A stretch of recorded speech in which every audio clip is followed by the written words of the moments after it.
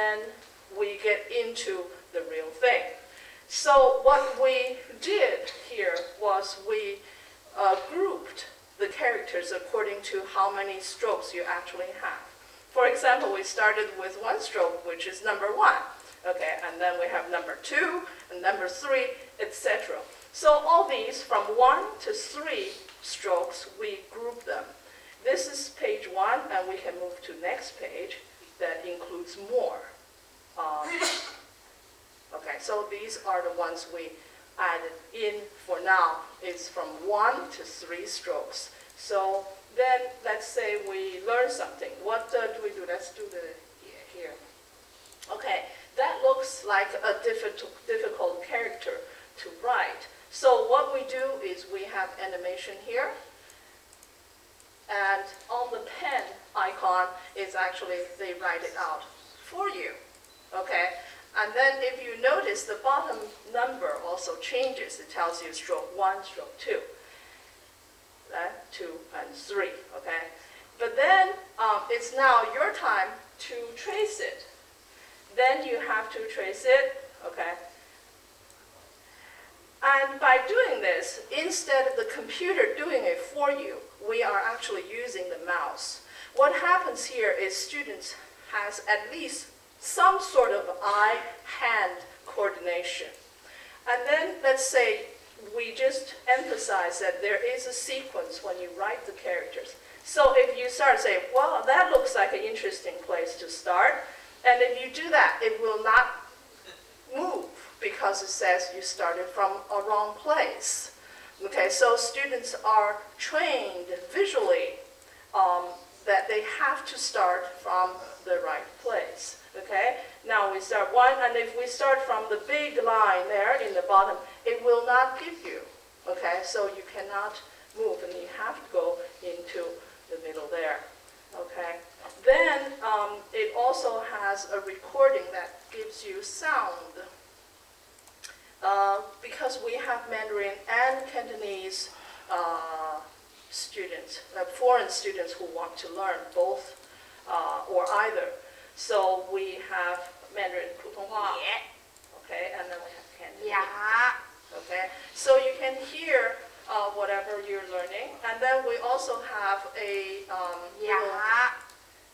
so does this have the? Okay, so then we give a phrase.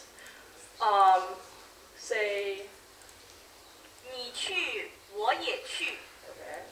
你去，我也去。 So basically it says you go, I will also go. But what happens is we put all these things in there. These characters are all included in this site. It's not just randomly chosen from dictionaries. So students actually are accumulating vocabulary while they're learning the characters. Then in that case, they can review at the time, and then it's more, it makes more sense for them when they use it, because these are the ones they know. Okay, let's do the history bit. Can we see history? So we have the history. Then basically what we're trying to do is from the beginning, how this thing was written before and its evolution to now. And then we put also on the left-hand side, traditional characters and simplified characters. In this way, both are the same, but for some other, let's find another character that has a, okay. For example, for thank you, this is the history. Okay, and then it's evolved into, on the left hand side, traditional character, and then how they simplified the speech side into a simpler form. Okay, then let's do the blinking thing. Okay, so when you are seeing all these things are blinking, okay, why are they blinking? When you see they are blinking, that means these characters appeared before. So if you click any part, that will come up. So it shows you the far left side was from the speech character. Okay, so you actually associate all the things you've learned, and then you can see why these characters are together. Sometimes they have associate meaning, sometimes they have a picture, sometimes they have different things. So this is the body, and then the next part, you see, okay, the last part of it is, means inch. So basically when you say thank you in Chinese, first you have to say it, which is the speech, and then your body language. In the middle is your body, and then when you thank somebody in the old days, you actually bow. Okay, so this shows you speak, your body becomes shorter. Okay, so actually with these things, the students can associate a lot of things that they have learned. Okay, and then let's do a search function. We have a very simple search function. Let's say we have horse, okay? Then it comes with horse. And then we have history.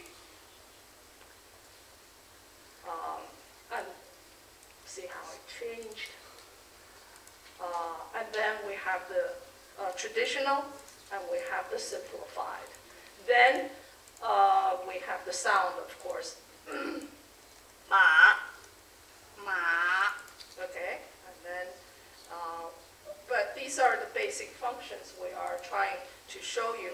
But when you search, you basically think, so, okay, I learned this character before, but I forgot how it sounded or how it's written. Then you type it in, then it comes out. So, for example, you say, oh, I think I remember this is ta, but what does it make any sense or what it means? So we type in TA, which is the pinyin, and it comes out 2 tas we've learned.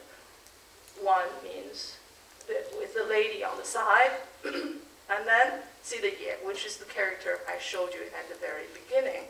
And then these two put together, that's she. Okay. Then how about the okay, which is medicine. And then if we do the history, and then it shows you how it came to the present form, that's the traditional. And on the right-hand side is the simplified version. And then with the sound and everything else. Yao. Okay, but if you look at the lines on the screen, on the top we have dotted lines. On the very top, that means it's the grass top. On the left, so this character is written in 3 forms, top and bottom, but bottom also has left and right. So this gives the students the idea. If I look at a character, where I am going to put them in this square, so it looks okay instead of all over the place. So this gives them a basic frame for practice. And we have had about 500 some hits now from all over the place. Now, but basically these are our students right now. This is an open site. We do not charge anything, and you can get online just to look at it anytime you want.